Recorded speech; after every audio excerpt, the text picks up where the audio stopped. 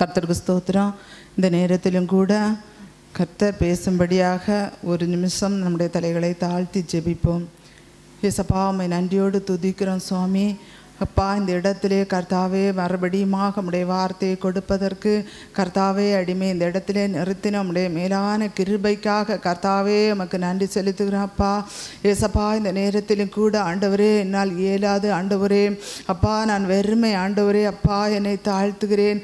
கர்த்தர் தாமே ஆண்டவரே என்னுடைய நாவோடு நாவாக இருந்து ஏசப்பா நீர் பேசும்படியாக அப்பா நாங்கள் கேட்கிறோம். நீர் பேசும் ஆண்டவரே, அப்பா அடிமையை தாழ்த்துகிறேன். கர்த்தாவே நம்முடைய கரத்திலே கொடுத்து ஜெபிக்கிறேன். இயேசுவின் நாமத்தில் ஜெபிக்கிறேன் அன்பு பிதாவே, ஆமென்.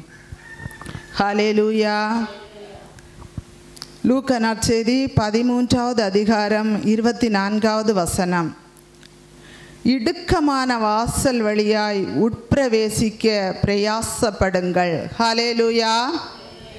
இந்த நேரத்திலே கர்த்தர் நம்மோடு கூட பேசுவதற்காக இடைபெடுகிற வசனம், இடுக்கமான வாசல் வழியாய் உட்பிரவேசிக்க பிரயாசப்படுங்கள். ஹல்லேலூயா. நாம் எந்த வாசல் வழியாய் பிரவேசிக்கிறோம்? ஹல்லேலூயா. நாம் சொல்லலாம் இடுக்கமான வாசல் என்று சொல்லும் பொழுது உபத்திரவமான பாதை என்றெல்லாம் நாம் சொல்லலாம். ஆனால் வேதம் கூறுகிறது அந்த வாசல் யார்? இடுக்கமான வாசல் என்பது யாரை குறிக்கிறது என்பதை நாம் முதலாவது தெரிந்து கொள்ள வேண்டும்.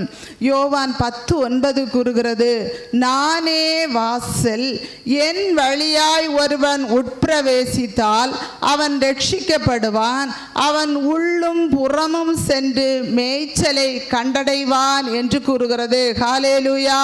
நானே வாசல். இயேசு கிறிஸ்து சொல்லுகிறார், நானே வாசல், என் வழியாய் ஒருவன் உட்பிரவேசித்தால் அவன் ரட்சிக்கப்படுவான் என்று வேதம் கூறுகிறது. அவன் உள்ளும் புறமும் சென்று மேய்ச்சலை கண்டடைவான். இந்த மேய்ச்சல் என்பது எதற்கு அடையாளம் என்றால் வாழ்வதற்கான வழி. ஹல்லேலூயா. ஆடுகளை பார்த்தோமானால் நன்றாக மேய்ச்சல் உள்ள இடங்களிலே அதனை நாம் கட்டுகிறோம். ஹல்லேலூயா.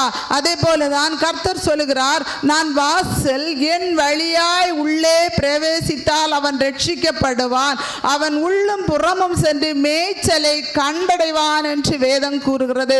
வாழ்வதற்கான வழியை நாம் கண்டுகொள்கிறோம். இந்த நாளிலும் கூட அவருடைய பாதத்திலே உபவாசத்தோடு காத்திருக்கிற நம்மை பார்த்து கர்த்தர் சொல்லுகிறார், தொடர்ந்து நாம் அவரையே பின்பற்றி அவரோடு கூட நடந்தோமானால், அவர் வழியாக நாம் சென்றோமானால் கர்த்தர் சொல்லுகிறார், இது வாழ்வுக்கான வழி, இந்த வழி உனக்கு முன்பாக திறக்கப்பட்டு இருக்கும் என்று கர்த்தர் சொல்லுகிறார். ஹல்லேலூயா.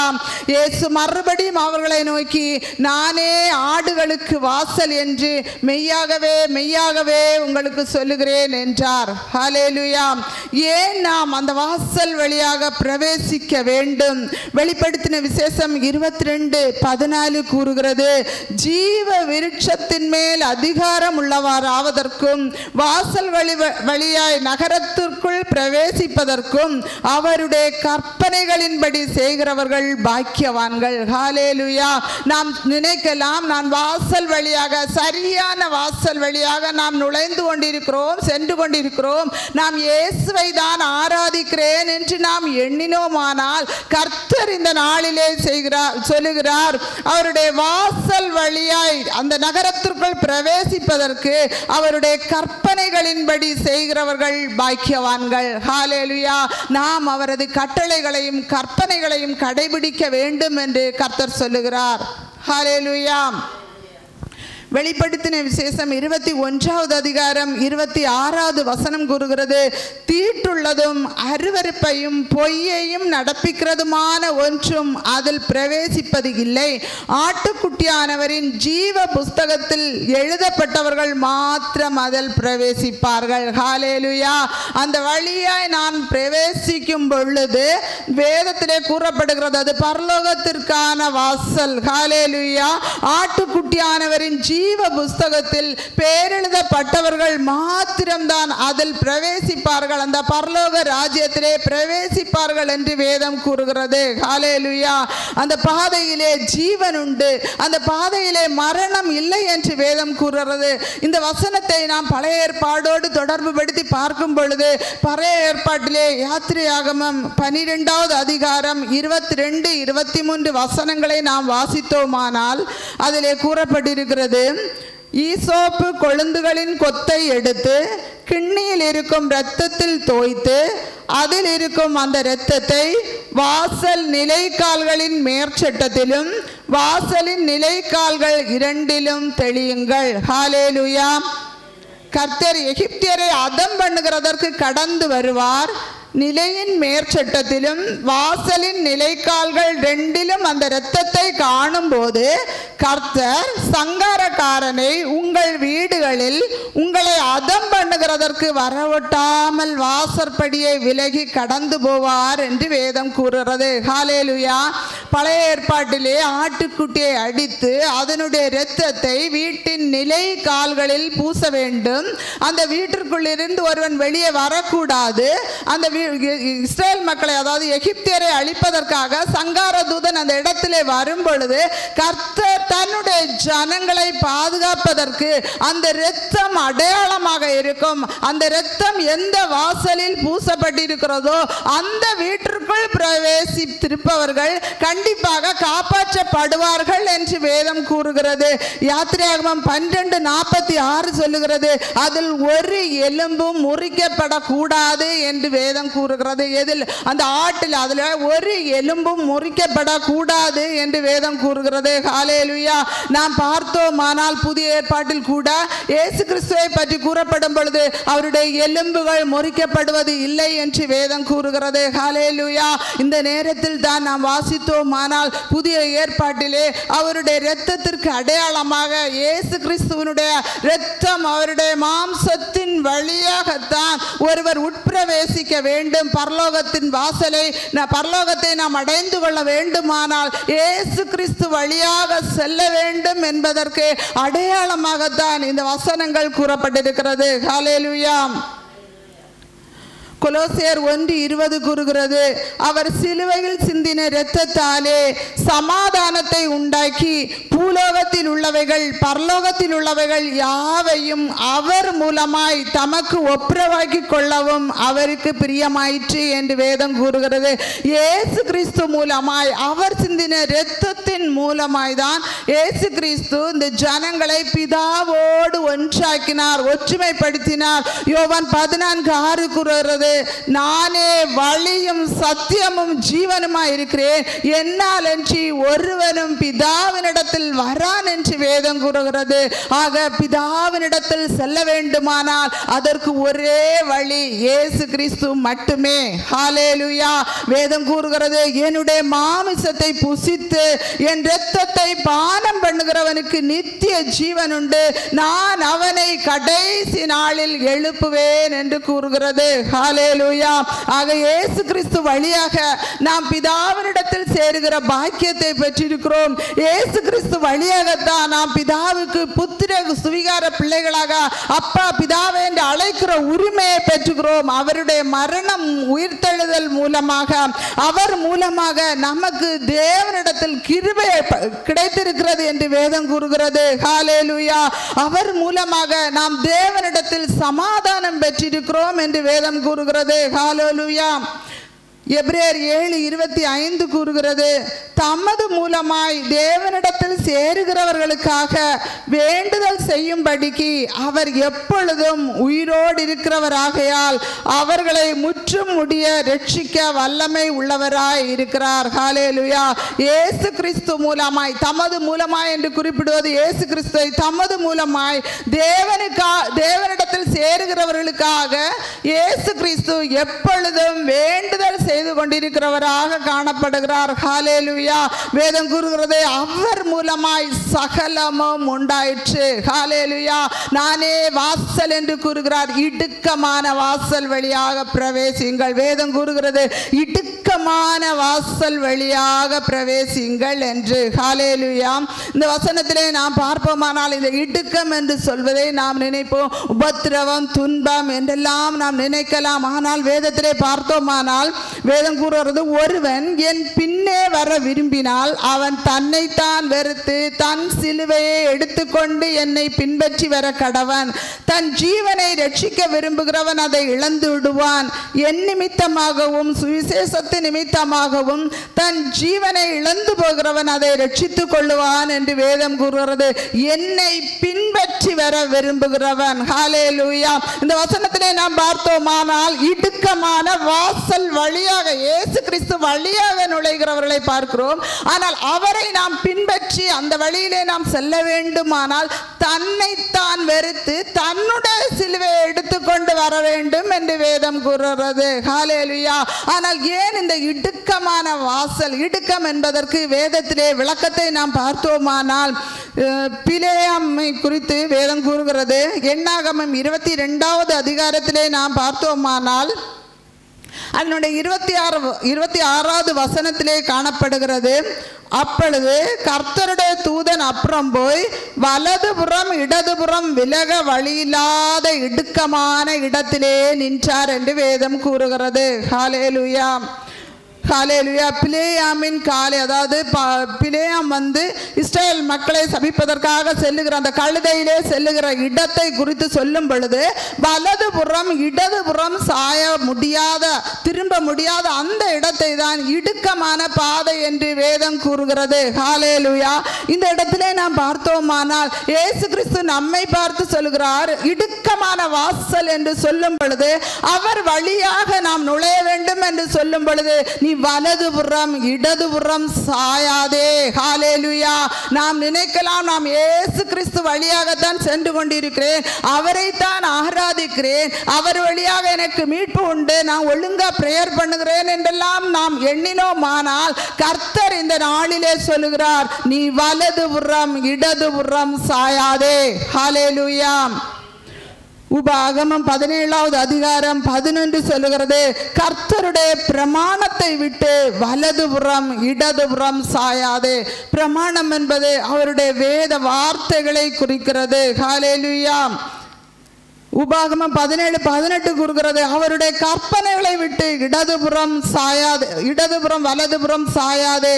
28:13 கூறுகிறது, அவருடைய வார்த்தைகளை விட்டு விலகி அந்நிய தேவர்களை சேவிக்கும்படி வலதுபுறம் இடதுபுறம் சாயாதே என்று வேதம் கூறுகிறது. ஹல்லேலூயா. இந்த நாளிலும் கூட கர்த்தர் நம்மை பார்த்து சொல்லுகிறார், உலகத்தின் சில பேர் உலகத்தின் பின்னால போய்கொண்டே இருப்பார்கள். சிலர் பார்த்தோமானால் மனிதர்களை, அதாவது மனிதர்களை நம்பி போகிறவர்களும் உண்டு. பிசாசினுடைய தந்திரங்களை அறியாமல் பிசாசை வணங்குகிறவர்களும் இருக்கிறார்கள். ஒருவேளை ஒரு சின்ன பிரச்சனை என்று வந்து விட்டால் இயேசுவை ஆராதிக்கிறவர்கள் கூட தன்னை அறியாமல் மனிதரிடம் ஆலோசனை கேட்பதை நாம் பார்க்கலாம். அதே போல சிலர் யாராவது ஏதாவது சொல்ல மாட்டார்களா என்று மாற்றுப்பாதையிலே செல்லுகிறதை பார்க்கலாம். ஆனால் கர்த்தர் இந்த நாளிலே சொல்லுகிறார், நீ வலதுபுறம் இடதுபுறம் சாயாதே. ஹல்லேலூயா. பிலேயாமை பார்த்து கர்த்தர் சொல்வார், உன்னுடைய வழி மாறுபாடா இருக்கிறது என்று குறிப்பிட்டிருப்பார். ஹல்லேலூயா. அதனுடைய 22வது அதிகாரம் 32வது வசனத்தை வாசித்தோமானால் கர்த்தருடைய தூதனானவர் பிலேயாமை நோக்கி, நீ உன் கழுதையை இதனோட 3 தரம் அடித்தது என்ன? உன் வழி எனக்கு மாறுபாடா இருக்கிறதுனால் நான் உனக்கு எதிரியாக புறப்பட்டு வந்தேன் என்று கூறுகிறார். ஹல்லேலூயா. உன்னுடைய வழி எனக்கு மாறுபாடாக இருக்கிறது. ஹல்லேலூயா. நாம் நினைக்கலாம் நாம் நேராக சென்று கொண்டிருக்கிறோம் என்று நினைக்கலாம். இந்த பிலேயாமும் அப்படித்தான், அவன் இடுக்கமான வழியாக சென்று கொண்டிருக்கிறான். ஆனால் அவனுடைய வழி மாறுபாடாக இருப்பதை கர்த்தர் பார்க்கிறார். அந்த சமயத்திலே கர்த்தர் கழுதையை அடித்தார் என்று பார்க்கிறோம். கழுதை அவனை சுவரோடே நெருக்குகிறது. கர்த்தர் அதன் பிறகு பிலேயாமுடைய கண்களை திறக்கும் பொழுது அவர் கண்டுகொள்கிறார், நாமும் இந்த நாளிலே நாம் சரியான பாதையில் நடக்கிறோம் என்று சொல்லி வலதுபுறம் இடதுபுறம் சாய்ந்தோமானால், உலகத்தின் பக்கமோ அல்லது வேறு எங்கேயாவது நாம் சென்றோமானால் கர்த்தர் இந்த நாளிலே நமக்கு எச்சரிக்கிறார், இடுக்கமான வாசல் வழியாக நுழைய உட்பிரவேசியுங்கள். ஹல்லேலூயா. பார்த்தோமானால் வேதத்திலே வீட்டு எஜமான் லூக்கா 13வது அதிகாரம் 25வது வசனம், வீட்டெஜமான் எழுந்து கதவை பூட்டின பின்பு நீங்கள் வெளியே நின்று ஆண்டவரே ஆண்டவரே எங்களுக்கு திறக்க வேண்டும் என்று சொல்லி கதவை தட்டும்போது அவர் பிரதியுத்தரமாக நீங்கள் எவ்விடத்தாரோ உங்களை அறியேன் என்று உங்களுக்கு சொல்லுகிறேன் என்றார். இந்த வீட்டெஜமான் என்று சொல்லும் பொழுதே இயேசு கிறிஸ்து அவருடைய வாசல். ஹல்லேலூயா. இயேசு கிறிஸ்து வழியாய்தான் நாம் சொல்ல வேண்டும். அந்த பரலோகத்தின் அந்த வீட்டு எஜமான் என்று சொல்லும் பொழுது இயேசு கிறிஸ்து இது கிருபையின் காலம். இந்த காலம் முடிவடைந்த பிறகு நாம் ஆண்டவரே ஆண்டவரே என்று கூப்பிடுவோமானால் கர்த்தர் கதவை திறக்க மாட்டார். உங்களை நான் அறியேன் என்று சொல்லுவார். எனவே கதவு பூட்டப்படும் முன்பாக நாம் சரியான பாதையிலே செல்ல வேண்டும். ஹல்லேலூயா. நாம் நினைக்கலாம் நாளை பார்த்து கொள்ளலாம் அல்லது நாளை ஜெபிக்கலாம் என்று இருப்போமானால் கர்த்தர் சொல்லுகிறார் கதவு பூட்டப்படும் முன்பாக கிருபையின் காலத்திலே இருக்கிற நீ ஹல்லேலூயா இந்த நேரத்திலே கர்த்தரை அறிந்து இயேசு கிறிஸ்து தான் உண்மையான வழி என்பதை நாம் அறிந்து அவரோடு நாம் பயணிக்க, அவர் வழியாக நாம் பயணிக்க ஆசைப்பட வேண்டும். ஹல்லேலூயா. பாருங்கள் வேதத்திலே மத்தேயு 5வது அதிகாரத்தை பார்த்தோமானால் இயேசு கிறிஸ்து இந்த பூமியிலே மனுஷனாக பிறந்து அவர் வளருகிற அந்த நாட்களிலே அவர் 40 நாள் உபவாசம் பண்ணி கொண்டிருந்தார். பண்ணி முடித்த பிறகு சோதனைக்காரன் அவரிடம் சொல்லுவான், நீர் தேவனுடைய குமாரனே ஆனால் இந்த கல்லுகள் அப்பங்கள் ஆகும்படி சொல்லும் என்றார். ஹல்லேலூயா. இந்த வலதுபுறம் இடதுபுறம் சாய்தல் என்று சொல்லும் பொழுது அது ஒரு குறுக்கு வழி. ஹல்லேலூயா. குறுக்கு வழியை நான் பார்க்கிறோம். ஆனால் கர்த்தர் சொல்லுகிறார் நேராக வருவது, நேராக அவர் வழியாக நாம் செல்ல வேண்டும். இந்த வசனத்தை பார்த்தோமானால் சத்துரு சொல்லுகிறார் நீ இந்த கல்லுகள் அப்பங்கள் ஆகும்படி சொல்லும் என்று சொல்லுவான். இது சத்ருவினுடைய தந்திரம். இப்படித்தான் நம்மளையும் சில நேரங்களிலே ஏதாவது ஒரு குறுக்கு ஐடியா தருவது. அப்பொழுது நாம் யோசிக்க வேண்டும். கர்த்தர் சொல்லுகிறார் மனுஷன் அப்பத்தினாலே மாத்திரமல்ல தேவனுடைய வாயிலிருந்து புறப்படுகிற ஒவ்வொரு வார்த்தையினாலும் பிழைப்பான் என்று எழுதி இருக்கிறதே என்றார். தேவனுடைய வாயிலிருந்து வருகிற வார்த்தை யார் தெரியுமா? இயேசு கிறிஸ்து. ஹல்லேலூயா. தேவ வார்த்தை தான் இயேசு கிறிஸ்து. இங்கு நாம் பார்த்தோமானால் அப்பத்துக்கே அப்பத்தை காட்டுகிற ஒரு நிலைமையை பார்க்கிறோம். வார்த்தையானவர் அவர் சொல்லுகிறார் தேவனுடைய வாயிலிருந்து புறப்படுகிற ஒவ்வொரு வார்த்தையினாலும் பிழைப்பான். அந்த வார்த்தை இயேசு கிறிஸ்து. அவரால் தான் வாழ்வு உண்டு என்று நாம் அறிந்திருக்கிறோம், வேதம் கூறுகிறது. ஆனால் இந்த உணவுக்கே உணவு கொடுக்கிறது மாதிரி சத்துரு சொல்லுகிறார் இந்த கல்லை எடுத்து நீ அப்பமாக்கி சாப்பிடு என்று. பொதுவாக அந்த காலங்களிலே இந்த பெரிய பாறங்கள் எல்லாம் பார்த்தோம்னா ஒரு இறந்தவங்களை உள்ளாடி வச்சுட்டோம் இல்லை ஏதாவது ஒரு குகையில தள்ளிட்டு அந்த கல்லை எடுத்து மூடி போடுவாங்க. அதுக்கு தான் அது அந்த பெரிய கல்லெல்லாம் யூஸ் ஆகும். ஆனால் இந்த நேரத்தில் பார்த்தோமானால் சத்துரு சொல்லுகிறான் கல்லை நீ அப்பமாக மாற்றி சாப்பிடு என்று. ஆனால் கர்த்தர் சொல்லுகிறார் மனிதன் அப்பத்தினால் மாத்திரம் அல்ல தேவனுடைய வாயில் இருந்து புறப்படுகிற ஒவ்வொரு வார்த்தையினாலும் உயிர் பிழைப்பான் என்று வேதத்தில் எழுதியிருக்கிறது என்று சொன்னார். அவர் வார்த்தையால் ஜெயம் எடுத்ததை பார்க்கிறோம். ஹல்லேலூயா. இந்த நேரத்திலும் கூட நாம் சோதனைகள் வரும்போது இயேசுவோடு அவருடைய வழியிலே நடக்கும் பொழுது சோதனைகள் ஏற்படும் பொழுது வார்த்தையால் நாம் ஜெயம் எடுக்க வேண்டும். அவருடைய இரத்தத்தால் மட்டுமே நமக்கு மீட்பு என்பதை நாம் அறிந்து கொள்ள வேண்டும். வேத வசனங்களை நாம் வாசித்து அதை மனப்பாடம் பண்ணி தியானித்தோமானால் சமயத்திலே அது நமக்கு உதவி செய்கிறதாக இருப்பதை பார்க்கிறோம். ஹல்லேலூயா. இந்த நேரத்திலும் கூட அடுத்தது பார்த்தோமானால் பிசாசு பரிசுத்த நகரத்திற்கு கொண்டு போய் தேவாலயத்து உப்பரிகையின் மேலே அவரை நிறுத்தி நீர் தேவனுடைய குமாரனே ஆனால் தாழ குதியும் தம்முடைய தூதர்களுக்கு உம்மை குறித்து கட்டளையிடுவார் உமது பாதங்கல்லில் இடராதபடிக்கு அவர்கள் உம்மை தம்முடைய கைகளில் ஏந்தி கொண்டு போவார்கள் இருப்பார்கள் என்பதாய் எழுதி இருக்கிறது. ஹல்லேலூயா. இந்த தாழ விழுந்து குதியும் என்று பாருங்கள், இது ஒரு தற்கொலை ஆவி என்று நான் நினைக்கிறேன்.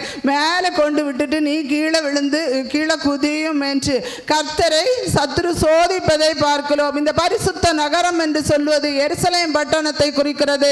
இந்த பட்டணத்து தேவாலயத்து உப்பரிகையிலே கொண்டு உயரத்திலே நிறுத்திவிட்டு சத்துரு சொல்கிறார். ஆனால் கர்த்தர் சொல்கிறார், வார்த்தையாலே ஜெயம் எடுக்கிறதை பார்க்கிறோம். இப்படி எழுதி இருக்கிறது, இப்படி எழுதி இருக்கிறது என்றுதான் கர்த்தர் சொல்வார். பாருங்கள், கர்த்தர் உன்னுடைய தேவனாகிய கர்த்தரை பரீட்சை பாராதிருப்பாயாக என்று எழுதி இருக்கிறதே என்று சொல்வதை பார்க்கிறோம். ஹல்லேலூயா.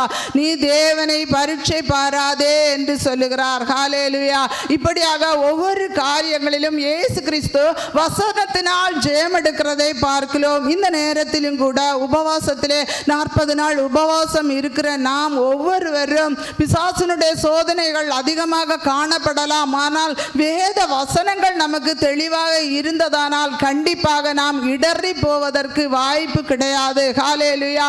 நாம் ஆண்டவர் ஏதாவது கர்த்தரிடத்திலிருந்து ஆசீர்வாதங்களை பெற்றுக்கொள்ள வேண்டும், நம்மை பரிசுத்தப்படுத்த வேண்டும். ஒருவேளை நாம் பாவம் செய்திருப்போமானால் இந்த பாவத்திற்கான ஒரு பரிகாரத்திற்காக இந்த உபவாசத்தை எடுத்து நாம் ஜெபித்து கொண்டிருக்கிற இந்த நேரத்திலே சத்ருவாரவன் ஏதாவது ஒரு மாற்று பாதைகளை, குறுக்கு வழிகளை மனிதர் மூலமாகவோ அல்லது சத்ரு மூலமாகவோ ஏதாவது வந்ததானால் நாம் வேத வசனங்களை கொண்டு ஜெயம் எடுக்க வேண்டும். அவருடைய வசனம் நம்முடைய கால்களுக்கு வெளிச்சமாக இருக்கிற, நம்முடைய பாதைக்கு கால்களுக்கு தீபமும் நம்முடைய பாதைகளுக்கு வெளிச்சமுமாக இருக்கிறது என்று வேதம் கூறுகிறது. இந்த நாளிலே இந்த வார்த்தையை கேட்டுக்கொண்டிருக்கிற நாம் ஒவ்வொருவரும் வசனங்களை தியானித்து வலதுபுறம் இடதுபுறம் விலகாதபடிக்கு அவருடைய வழியிலே நடக்க பிரயாசப்படுவோம். ஆமென்.